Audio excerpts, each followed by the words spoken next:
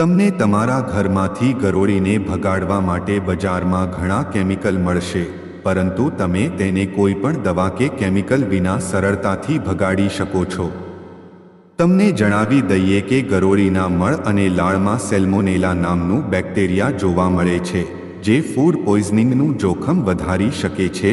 રસોડું એક એવી જગ્યા છે જ્યાં તમારું સ્વાસ્થ્ય સારું રાખવા માટે સમગ્ર પરિવાર માટે ખોરાક તૈયાર કરવામાં આવે છે, અને સારા સ્વાસ્થ્ય માટે એ પણ જરૂરી છે કે તમે તમારા ઘરમાં જંતુઓને પ્રવેશવા ન આપો.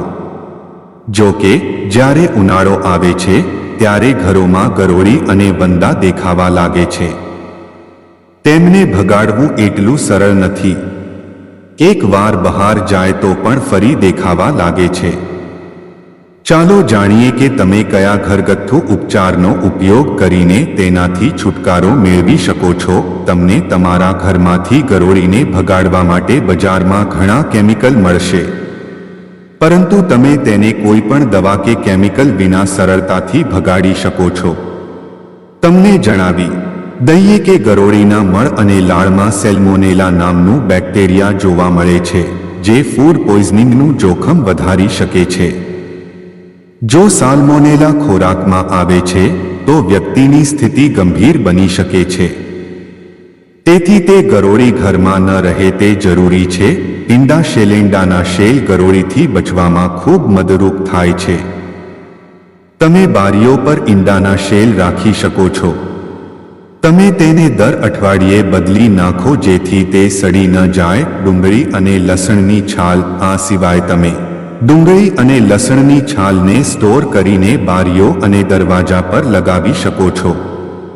લસણની ગંધ તેને દૂર લઈ જશે. તમે તેને રૂમની વચ્ચે નાના ટેબલ ફેન પાસે પણ રાખી શકો છો. નેપ્થાલિન બોલનો ઉપયોગ કરો.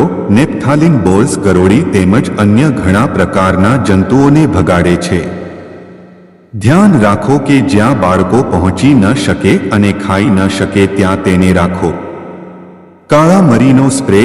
તમે કાળા મરીનો ઉપયોગ કરીને ઘરે મરીનો સ્પ્રે બનાવી શકો છો. તેને પીસીને પાવડર બનાવી તેમાં પાણી ઉમેરો.